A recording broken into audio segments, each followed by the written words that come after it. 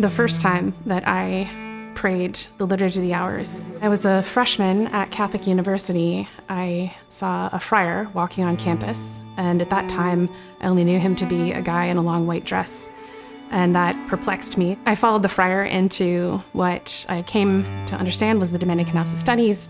When I walked into the chapel, I saw 30 more guys in long white dresses. They were bowing and standing and sitting at times when I didn't know what was happening, but I was overwhelmed.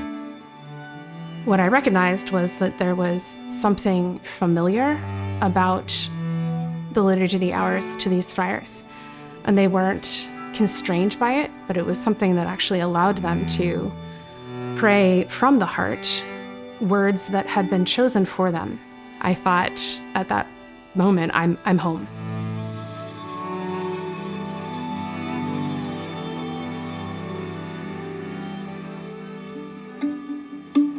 I think there's a risk in Christian life of just making stuff up or conducting our life with a certain arbitrarity. And it can feel nice just to do whatever you darn well please. But alas and alack, it's not always a good way in which to cultivate a relationship with the Most High God, because as it turns out, He's given us indication as to how that relationship is to be cultivated. And the Liturgy of the Hours has a way by which of framing the prayer day in an especially liturgical way. So it's hymnody, psalmody, readings from sacred scripture, responsories, singing of beautiful canticles, the recitation of intercessions, all with an eye to how God has revealed Himself and mediated Himself in the life of grace. So I think the basic idea is it's the prayer book of the church.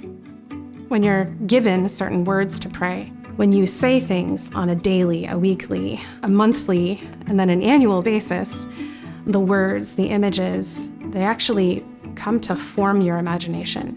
And it's almost as though the church says, come, pray this until you're bored, and then you'll see something that's novel. The Liturgy of the Hours, of course, is perpetually being prayed by the universal church. It has been prayed not only by Christians in centuries and millennia past, but also by our ancestors. It continues a tradition that was begun in ancient Israel. In the Jewish tradition, there is already the practice of praying at certain times of the day, and this is adopted in the early Christian community. In the 4th century, after all of these statewide persecutions of Christianity in the Roman Empire, the demons are driven out of the city and they're driven into the desert. And so what do the monks do? Well, they go into the desert to do dread spiritual battle. The monks use the Liturgy of the Hours, or what becomes the Liturgy of the Hours, as their prayer book for just that effort. So we've been using up until now the first edition, or the old version of the Liturgy of the Hours. We received that after the Second Vatican Council. What we have now is the new version, or the second edition of the Liturgy of the Hours, recently revised and promulgated with help from ISIL.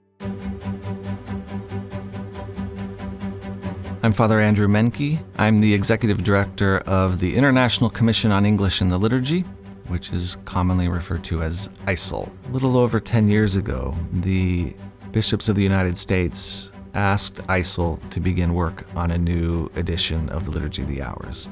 And so ISIL undertook that work.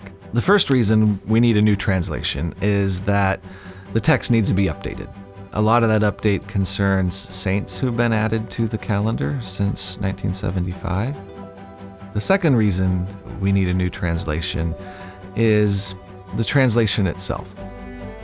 The Vatican has made it clear that translations need to be very accurate. I think you'll find that the new translation has more vivid imagery because it looks more closely and carefully at the Latin original. So here's just one example. Currently, there's a petition that says, "Healer of body and soul, cure the sickness of our spirit." The new translation says, "Physician of body and soul, heal the wounds of our hearts." One of the first things you'll notice in the new Liturgy of the Hours is the hymnody. So the Liturgy of the Hours, each hour has a hymn. In the Latin version of the Liturgy of the Hours, there are almost 300 Latin hymns. And when the new English edition was made in 1975, the translators at the time decided to not even translate them, except in a very few cases. When ISIL set to work preparing this second edition, a high priority was translating these Latin hymns. Many of them were written in the 8th century, 9th century. People like St. Ambrose and Prudentius wrote some of these hymns, and they're magnificent. This is a very moving text, and I can't wait till people start to have the chance to pray this. I think it's going to have an impact on people. These are books that people will pray with, and maybe even for the better part of a lifetime. The physical book of the Liturgy of the Hours is a relic of everywhere that I have prayed. I prayed once in the rain, and so it has the rain marks. I can see the pages where I've held it the most. The book has been the means through which I offer myself up to God. Sacred Scripture says that we should pray without ceasing. And if that's the case, then we need to make a habitual effort to be in God's holy presence. And so what the Liturgy of the Hours does is that it makes it so that the whole of our day is consecrated by referring our praise to Him who is worthy of it, by raising our minds and hearts to Him where we are ultimately destined to dwell.